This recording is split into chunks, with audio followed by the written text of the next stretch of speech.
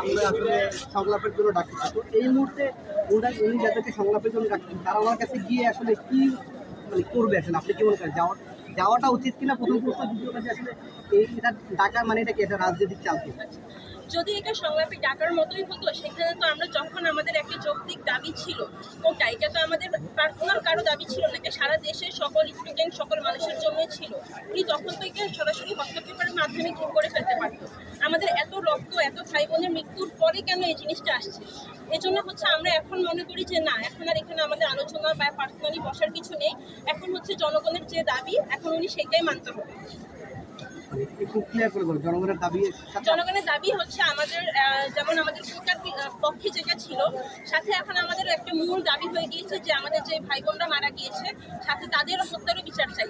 কোন যৌক্তিকতা বা কিসের অন্যায়ের জন্য তাদেরকে মারা হয়েছে আমরা সেই জিনিসটা আগে ক্লিয়ার হতে চাই, সেটার বিচার চাই আমরা।